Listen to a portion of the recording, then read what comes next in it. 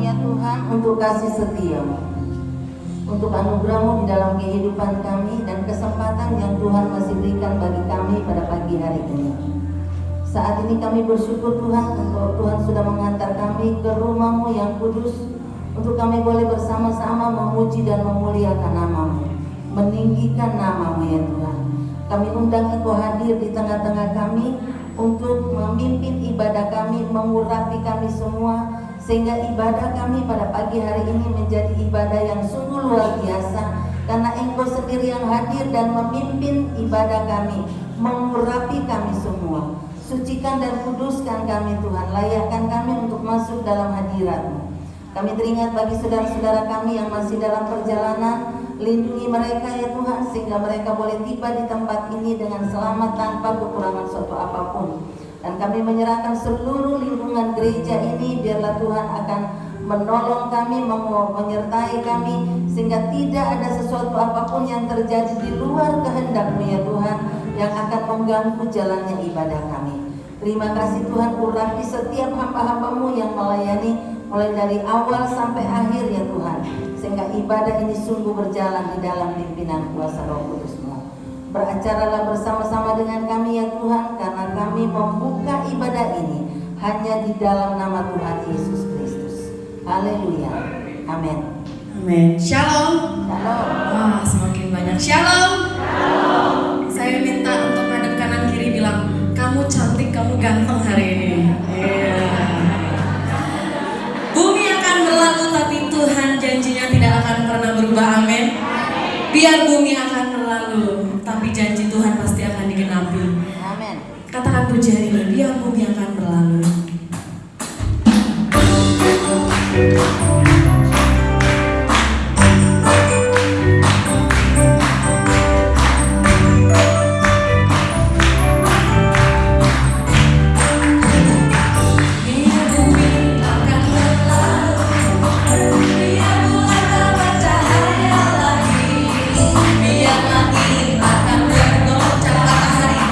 Matahari tak bersinar lagi.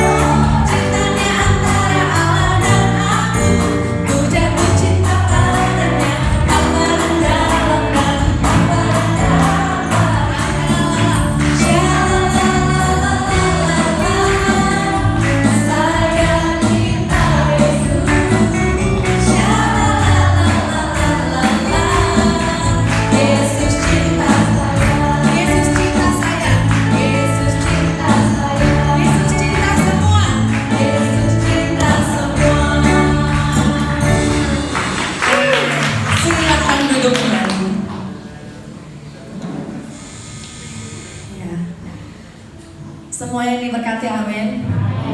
Semuanya semakin cinta sama Tuhan, amin. Ya. Mari kita siapkan hati kita untuk ditabur oleh firman Tuhan. Pujian tadi mengatakan, biar bumi dan langit akan lenyap, tapi satu yang gak akan pernah lenyap. Janjinya Tuhan, ya dan amin, pasti akan digenapi dalam setiap hidup kita, amin. Punya pergumulan? Banyak. Tapi kita punya Tuhan yang hebat, amin. Dengan pujian ini katakan, aku percaya Tuhan walaupun aku tidak melihat, tapi firman-Mu yang tak pernah berubah dalam kehidupan kami.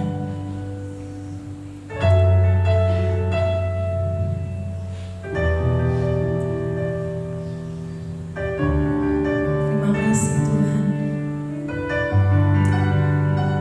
Terima kasih Yesus.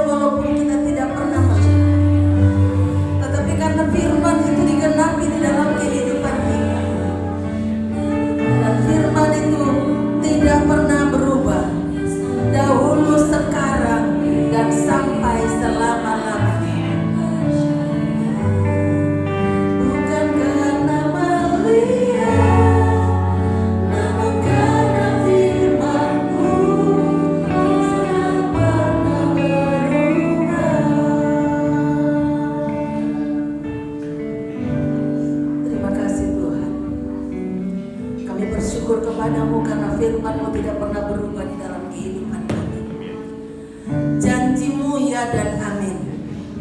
Janjimu dari dahulu sampai sekarang tetap sama dan tidak pernah berubah. Tolong kami Bapa untuk menjadi pelaku-pelaku firman-Mu, sehingga kami dapat menikmati janji-janji-Mu dalam kehidupan kami. Terima kasih Tuhan Bapa, pada pagi hari ini kami siap untuk mendengarkan kebenaran firman-Mu. Urapi hamba-Mu yang akan menyampaikan kebenaran firman-Mu. Hamba-Mu sangat terbatas, tetapi biar Roh Kudus-Mu mengurapi hamba-Mu, sehingga Engkau sendiri yang berbicara melalui hamba-Mu ya Tuhan. Biarlah Tuhan akan melembutkan hati setiap sidang jemaat, sehingga menjadi tanah yang subur, yang siap ditaburi oleh kebenaran firman-Mu. Berbicaralah ya Tuhan, karena kami siap mendengar. Haleluya, amin. Silakan duduk. Shalom Bapak Ibu Saudara. Saudara diberkati hari ini. Puji Tuhan. Bulan ini tema kita masih berbicara mengenai pemuritan.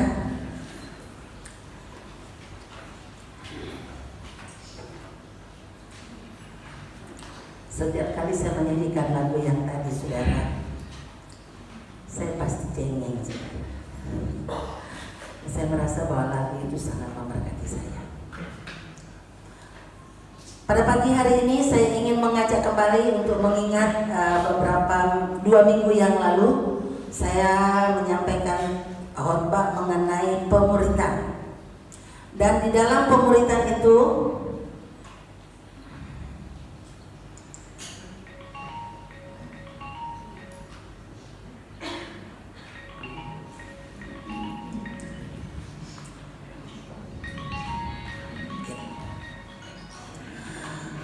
digambarkan bahwa pemuritan, saya mengulang kembali, pemuritan adalah proses seorang bertumbuh menjadi murid Kristus.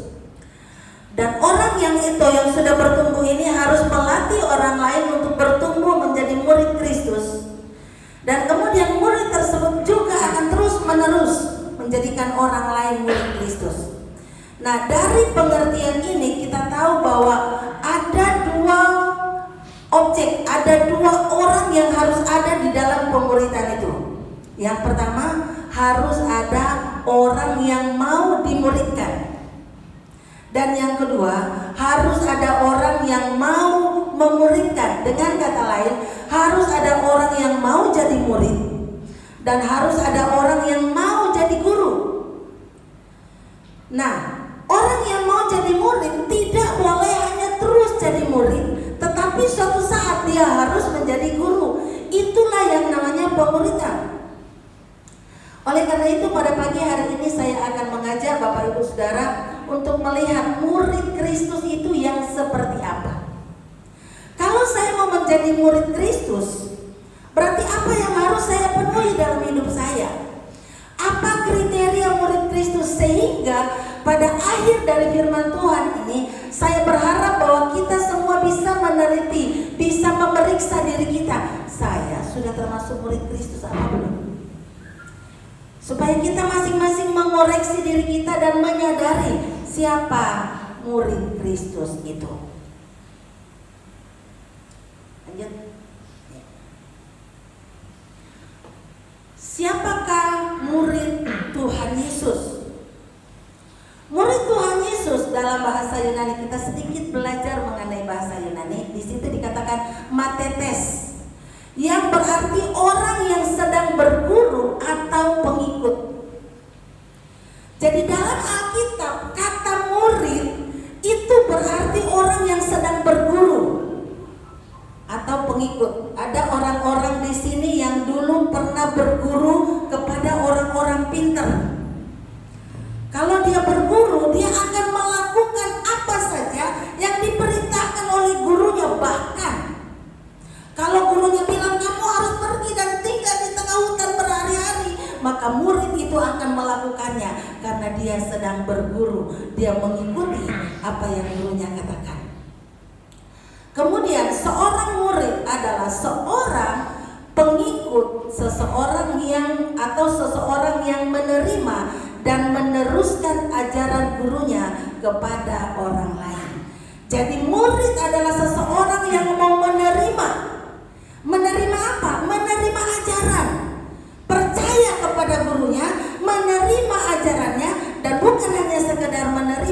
tetapi mau meneruskan ajaran itu kepada orang lain.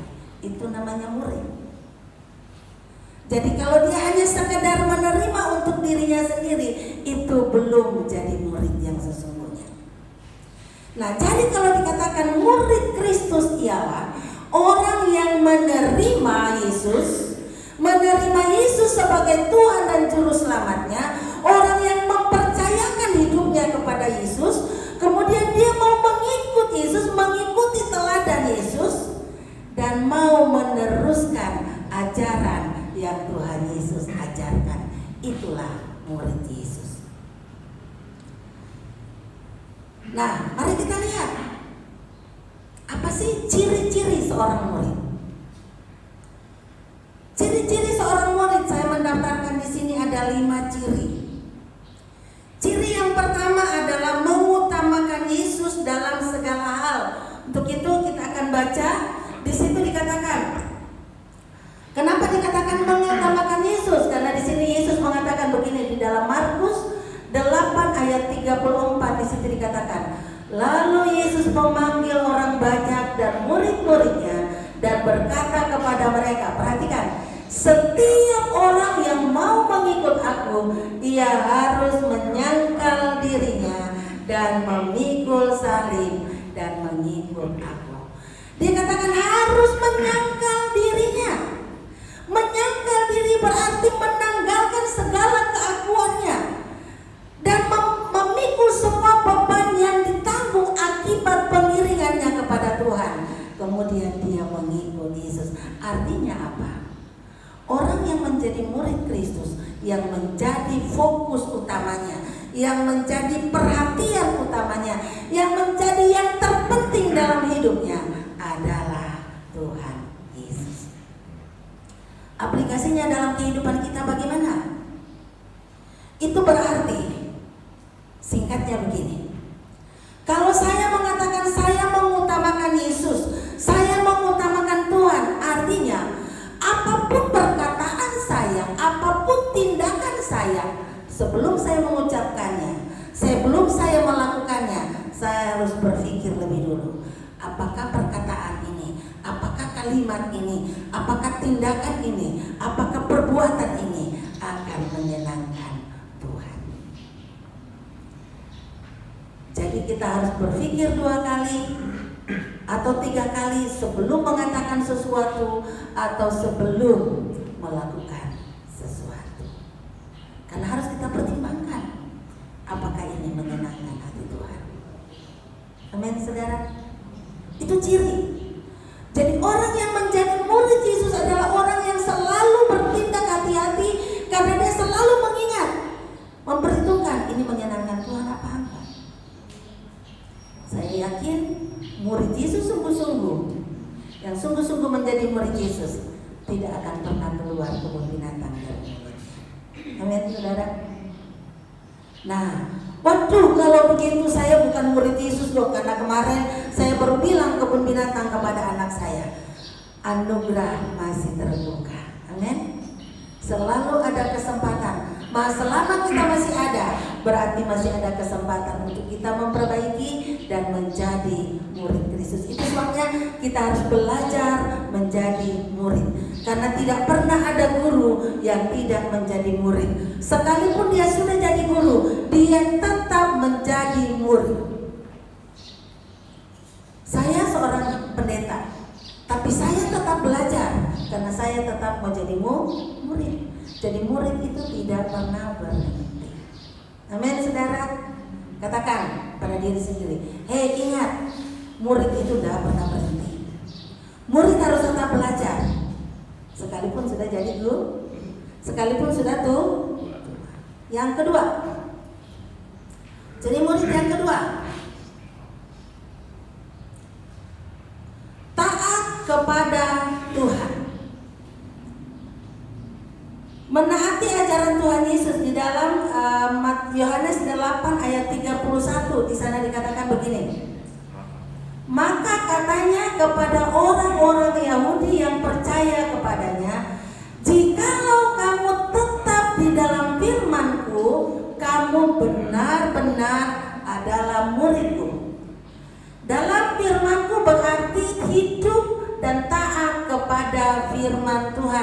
Tuhan Yesus mengatakan, hanya kalau kamu taat, kamu melakukan dan kamu ada di dalam firman-Ku, kamu dikatakan benar-benar murid-Ku. Kalau kita di luar firman, kalau kita tidak melakukan firman, berarti kita bukan murid yang sesungguhnya. Saya mau tanya, siapa yang pernah berguru sama guru yang ada di dunia dalam arti mencari ilmu hitam? Pak Marjono. Maaf nih Pak. Pak, kalau gurunya suruh dan Bapak tidak lakukan, tetap dipertahankan jadi murid nggak Pak? Tidak. Tidak. Disuruh pulang ya Pak ya. Tapi kita bersyukur kepada Tuhan. Sekalipun hari ini kita tidak taat, tapi kalau kita minta ampun sama Tuhan dan mengatakan, Tuhan ampuni saya mau belajar taat. Mulai hari ini saya mau belajar taat. Tuhan masih kasih kesempatan. Selama masih ada kesempatan itu. Sayangnya kita tidak pernah tahu sampai kapan masih ada kesempatan. Jadi jangan ditunda-tunda. Amin Bapak Ibu Saudara. Jangan ditunda-tunda. Mari kita belajar untuk taat. Kita harus menjadi anak yang taat dan menjadi pelaku firman. Ketaatan adalah ujian utama akan iman kita kepada Allah. Ketaatan kita itu adalah ujian yang paling penting, ujian utama kita. Apakah kita benar-benar percaya kepada Tuhan atau tidak? Dan hanya dengan ketaatan kita dapat menikmati berkat-berkat Tuhan. Saudara, saya membayangkan begini. Saudara masih ingat contoh di dalam peristiwa di dalam perjanjian baru waktu Tuhan Yesus menyuruh murid-muridnya memberi makan 5.000 orang. Ada berapa ikan yang ada pada mereka? Hanya ada 2. Rotinya ada berapa? 5. Jangankan untuk memberi makan 5.000 orang. Kalau saya ada roti 5, kemudian saya disuruh kasih makan orang sebanyak ini, saya minta kepada Ibu Simamora, Bu, tolong kasih roti ini bagikan kepada semua murid ini. Kalau saya saudara, mungkin logika saya akan berjalan. Mana mungkin bisa cukup. Tetapi karena mereka taat, mereka percaya bahwa yang menyuruh adalah Tuhan. Kalau saya yang suruh, saudara boleh ragu dan katakan mana mungkin bisa cukup karena saya bukan Tuhan. Tetapi kalau Tuhan yang menyuruh kita, mari kita lakukan sekalipun itu tidak masuk akal. Saya suka membayangkan begini saudara. Waktu itu Tuhan Yesus bilang, murid-muridnya bilang, Tuhan bagaimana caranya? Rotinya hanya ada 5, ikannya hanya ada 2. Tuhan Yesus bilang, Pak sini. Mereka menyerahkan apa yang ada pada mereka. Kemudian Tuhan Yesus mengucap syukur, kemudian mulai bagi-bagi. Mungkin mereka berpikir di dalam hati, apa yang akan terjadi. Kemudian Tuhan Yesus bagi. Pertama mungkin mereka tampung dengan tangan mereka. Tapi ternyata semakin dibagi, semakin berkembang, semakin banyak. Saya membayangkan, pasti mereka tidak bawa tampak kan? Kira-kira mereka bawa bastong enggak? Enggak. Saya mulai membayangkan orang-orang itu kan pakai jubah. Saya mulai membayangkan mereka angkat jubah mereka dan mulai taruh di jubah mereka dan mereka mulai tampung dan mereka bagi. Habis mereka balik lagi. Tapi itu terjadi karena ada ketaatan. Kita tidak akan pernah bisa mendapatkan murid dan membawa orang kepada Tuhan kalau kita tidak taat melakukan apa yang Tuhan perintahkan. Seringkali kita mau mengatakan, Tuhan saya mau mengajak orang lain, tetapi kita sudah mulai berpikir begini, saya mau melayani orang itu, tapi mustahil orang itu bisa bertobat. Mustahil orang itu orangnya fanatik. Mustahil dia bisa jadi percaya Tuhan. Saudara, jangan sampai pikiran kita sendiri yang menjadi penghalang untuk kita melayani Tuhan dan menjadi murid Tuhan. Amin saudara.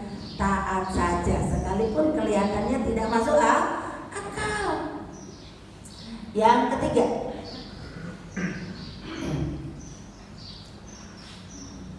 menghasilkan buah. Ini di dalam Injil Yohanes pasal yang ke-15. Nah, karena ini panjang jadi saya tidak cantumkan di situ. Tolong dibuka Injil Yohanes 15 ayat 5 sampai 8.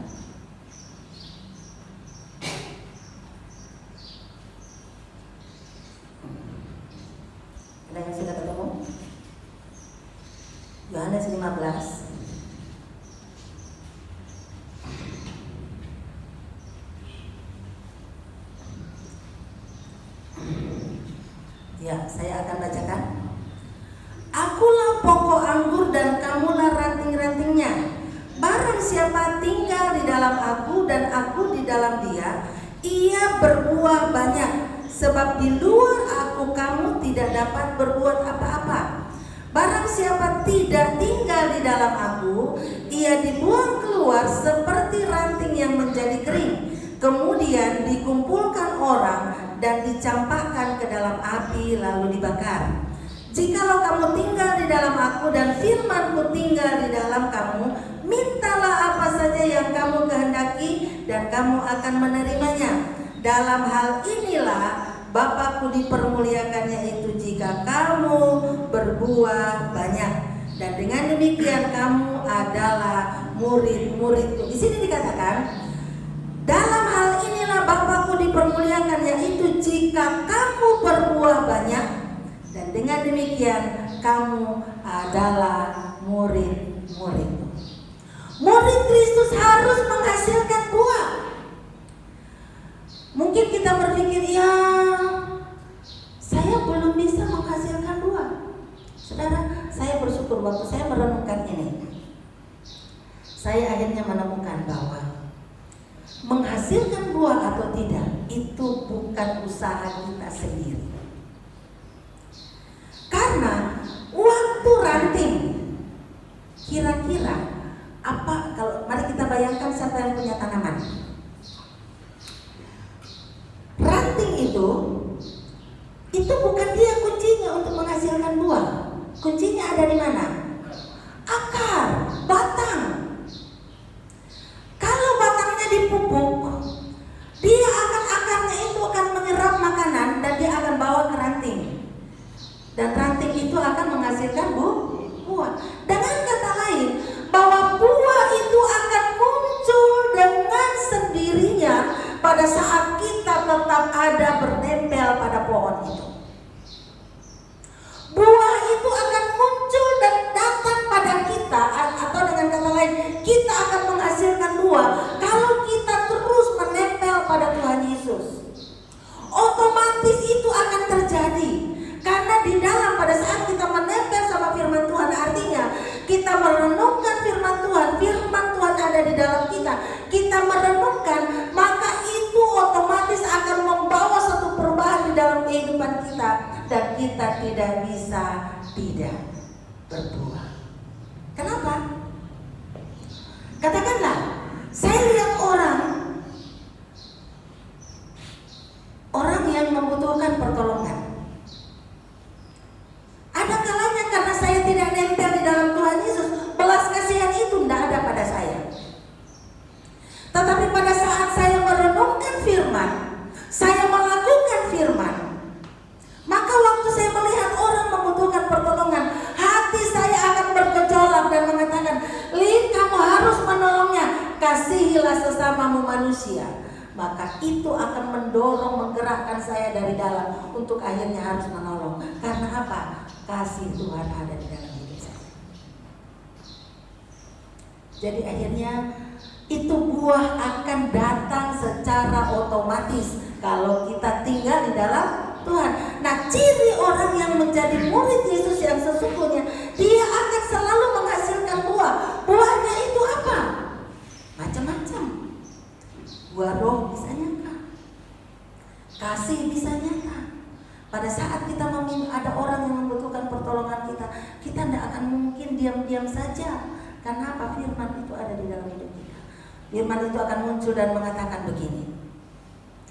Pada saat ada seorang yang meminta pertolongan daripadamu sementara engkau dapat menolongnya, janganlah mengatakan besok baru datang, tapi tolonglah itu. Firman itu akan berbicara di dalam kehidupan kita. Pada saat kita melihat ada orang yang membutuhkan, pada saat ada orang yang perlu pertolongan kita, entahkah itu tenaga kita, entahkah itu keuangan kita, entahkah itu ucapan kita, kadang saudara, ucapan kita saja itu sudah bisa menolong memberkati orang lain. Amin, saudara. Berbuah. Murid Yesus harus menghasilkan buah. Buah apa? Bisa saja itu buah roh. Buah roh itu dikatakan kasih, sukacita, damai sejahtera dan sebagainya. Orang yang betul-betul menjadi murid, dia tidak akan terlalu cepat panik pada saat menghadapi masalah. Dia bisa bersikap tenang apapun itu, karena dia tahu Tuhan sanggup untuk menolongnya. Amin, saudara. Yang keempat, orang yang menjadi murid Yesus selalu mengasihi orang lain. Kita akan baca di dalam Yohanes 13 ayat 34 sampai 35. Demikian bunyi firman Tuhan. Aku memberikan perintah baru kepadamu, yaitu supaya kamu mengasihi sesama seperti aku telah mengasihi kamu. Demikian pula kamu harus saling mengasihi. Dengan demikian semua orang akan tahu bahwa kamu adalah murid-muridku, yaitu kalau kamu saling mengasihi. Murid Yesus harus mengasihi orang lain. Kalau kita mengasihi orang lain, ini akan berkaitan dengan poin yang terakhir nanti, bahwa kita tidak mau melihat ada orang yang binasa. Saudara, kalau lihat gambar yang di bawah, itu menggambarkan cerita Tuhan Yesus tentang orang Samaria yang baik hati. Begitu mudah untuk kita mengasihi orang yang baik pada kita. Orang yang selalu menolong saya itu sangat mudah untuk saya mengasihi. Orang di luar Tuhan pun bisa melakukannya. Pertanyaannya adalah, sanggupkah kita mengasihi orang yang mengecewakan kita? Sanggupkah kita mengasihi orang yang tidak peduli dengan kita? Sanggupkah kita mengasihi orang-orang yang tidak sependapat dengan kita? Seringkali banyak orang Kristen bermusuhan hanya karena tidak sependapat. Kenapa banyak suami istri berantem? Karena tidak sependapat. Suaminya mau ini, istrinya mau ini. Akhirnya melihat bahwa ini tidak bisa ini. Kita harus pegang prinsip yang saya selalu katakan ini, agree to disagree. Artinya apa? Kita harus sepakat untuk tidak sependapat. Kamu boleh berbeda pendapat, pendapatmu boleh beda, pendapatku boleh beda, tetapi di luar itu kita tetap saudara. Amin. Banyak kali orang bersaudara musuhan hanya karena beda pendapat. Banyak kali orang tua dan anak akhirnya berantem karena berbeda pendapat. Apalagi kalau anak-anak yang sudah bertumbuh menjadi remaja. Orang tuanya maunya begini, anaknya maunya begini. Anak tidak bisa mengerti orang tua memaksakan kehendaknya. Akhirnya terjadi pertengkaran antara orang tua dan anak. Tetapi mari kita tetap belajar untuk saling mengasihi. Ada satu pepatah Jawa yang saya suka, sing waras ngalah. Artinya begini, yang lebih dulu sadar sudahlah ngalah dulu. Ngalah bukan berarti kalah. Kalau dalam satu keluarga dua-duanya bersih tegang, gak bisa. Tetapi orang yang betul-betul punya kasih akan belajar, oh iya, walaupun saya benar, saat ini saya harus mengalah. Diam dulu. Dalam rumah tangga pun seperti itu.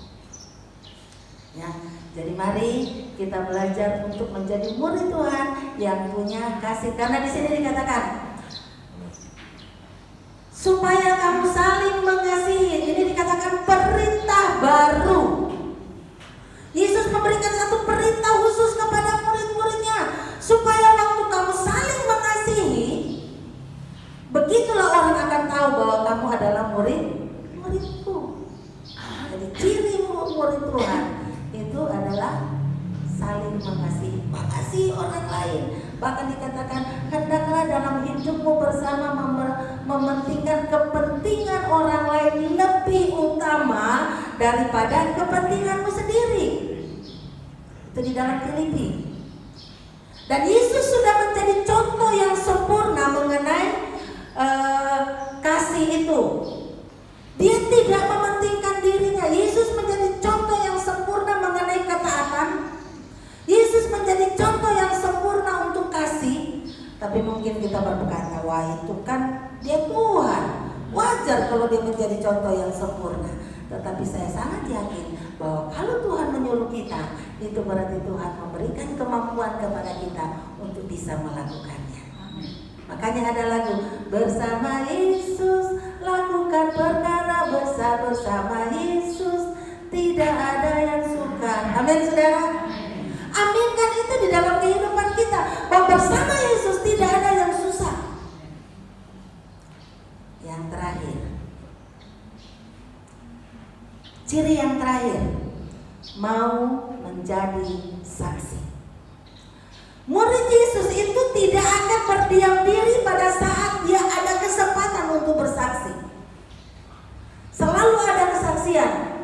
Kok 1 Korintus 9 ayat 16 di situ dikatakan, ini Rasul Paulus mengatakan, karena itu aku memberitahukan Injil. Aku tidak mempunyai alasan untuk memegahkan diri, sebab itu adalah keharusan bagiku. Celakalah aku jika aku tidak memberitakan Injil. Kata Rasul Paulus. Rasul Paulus itu bukan muridnya Tuhan Yesus langsung loh ya. Tuhan Yesus memuridkan 12 orang. 12 orang ini memuridkan orang lain. Dan salah satu di dalamnya adalah Barnabas yang memuridkan Rasul Paulus. Dan Rasul Paulus mengatakan, celakalah aku jika aku tidak memberitakan Injil. Dan dia memuridkan banyak orang. Sampai-sampai Rasul Paulus berani mengatakan, ikutlah teladanku. Karena apa?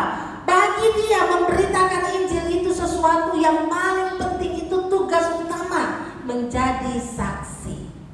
Amin Bapak Ibu Saudara. Karena Tuhan mengatakan, pergi, jadikanlah semua bangsa muridku, dan baptislah mereka dalam nama Bapa, Anak dan Roh Kudus. Berarti seorang murid tidak akan berdiam diri pada saat ada kesempatan untuk bersaksi.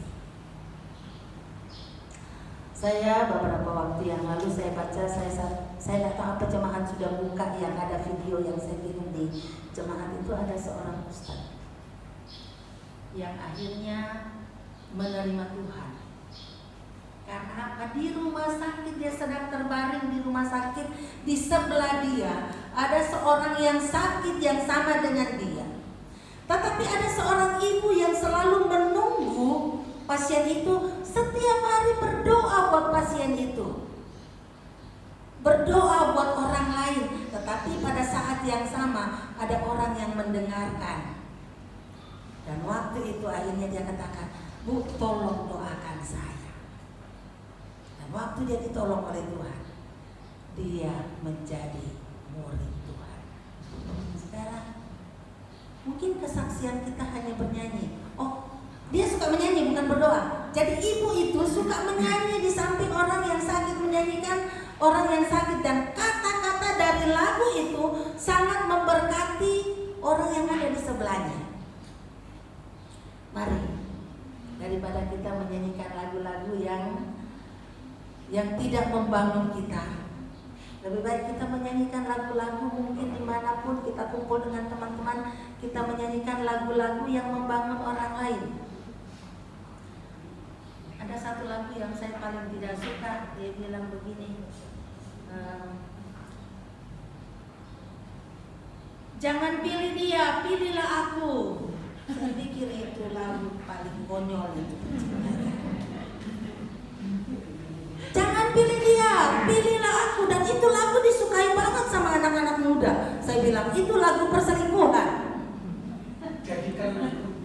Terus apa lagi Pak? Jadikan aku. Nyanyikanlah lagu-lagu yang membangun, lagu-lagu seperti tadi. Ku percaya bukan karena melihat, namun karena firman-Mu selalu digenapi di hidupku. Itu lagu-lagu yang menguatkan kita.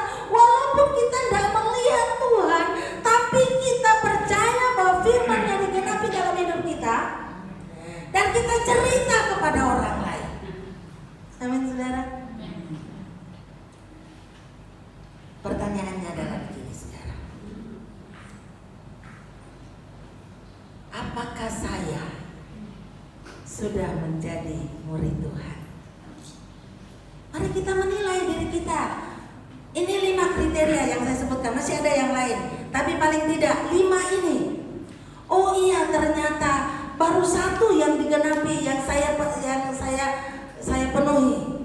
Kita berusaha untuk mewujudkan yang lain. Amin, saudara. Selama masih ada kesempatan, mari kita menjadi murid Tuhan. Berusaha untuk menjadi murid yang baik. Saya yang berbicara tidak juga berarti bahwa saya sudah jadi murid yang sesungguhnya, enggak. Saya sedang belajar. Saudara dan saya sedang belajar untuk menjadi murid Tuhan. Saudara mau menjadi murid Tuhan?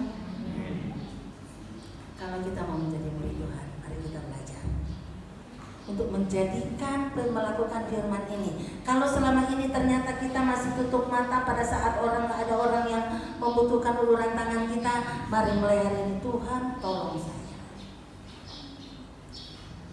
Selama kita bisa lakukan, kita lakukan. Selama ini ketaatan kita masih sepotong-sepotong, tidak apa-apa. Kita mulai lebih banyak lagi. Seandainya ketaatan saya baru 50%. Kita belajar. Nah, kita tidak mungkin bisa, mustahil untuk kita bisa taat 100%. Memang betul. Tapi paling tidak kita belajar dan terus berusaha. Tuhan tahu kok usaha kita. Nah, apa yang harus kita lakukan? Nah, ini kami coba lakukan di rumah. Kalau dulu kami membaca firman Tuhan, kami baca tiap malam, kami baca firman Tuhan, kemudian sudah selesai. Tapi dalam masa corona ini kami merubah, naik level sedikit.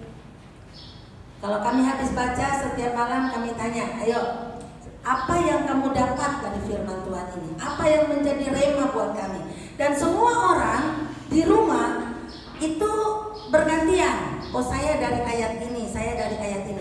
Tujuannya apa? Supaya waktu itu menjadi rema buat kita. Kita belajar melakukannya.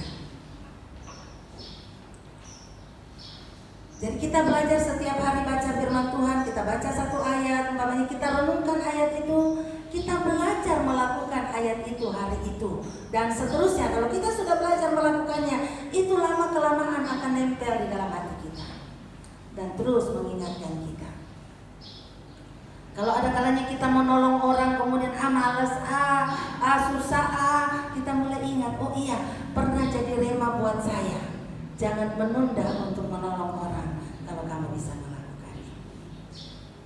Kalau ada salahnya saya mau marah dan rasanya ini hati sudah mau meledak-ledak, firman Tuhan bilang, berhentilah marah.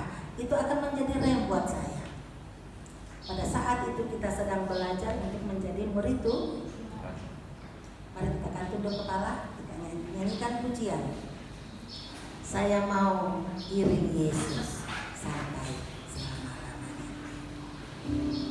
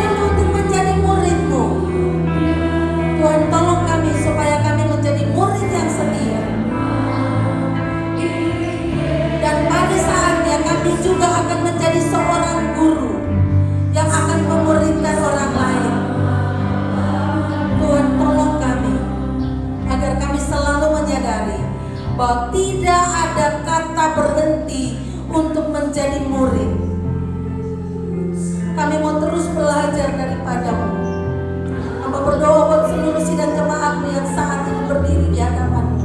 Tuhan, tolong mereka. Mungkin selama ini ada hal yang belum kami lakukan, tapi hari ini Tuhan, biarlah Roh Kudus-Mu akan menolong kami. Untuk selanjutnya kami mau belajar menjadi murid-Mu yang setia.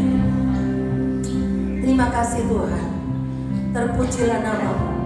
Ini hidup kami Tuhan, kami persembahkan kepada-Mu.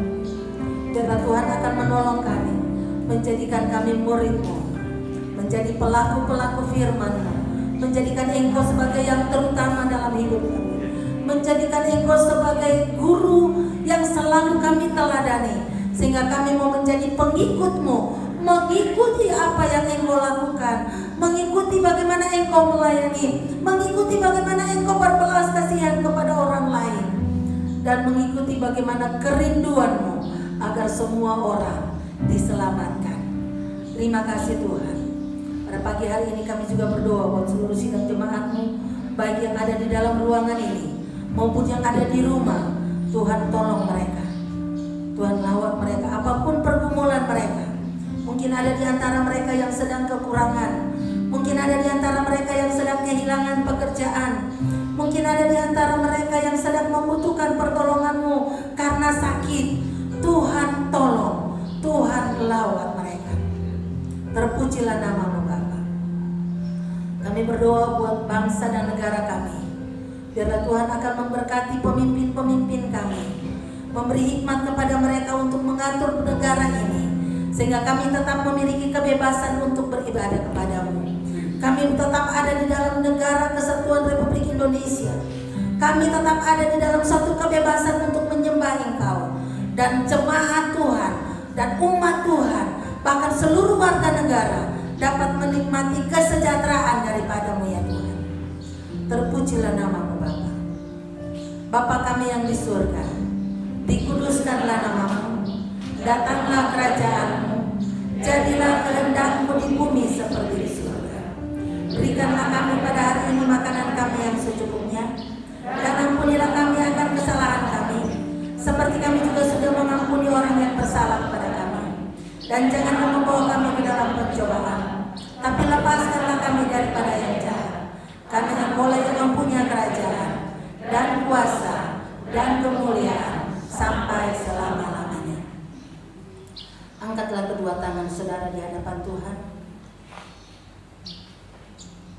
Bapa Surgawi, pada saat ini kami seluruh sidang jemaat-Mu datang mengangkat kedua tangan kami di hadapan-Mu, sebagai pengakuan kami bahwa di luar Engkau kami tidak dapat berbuat apa-apa.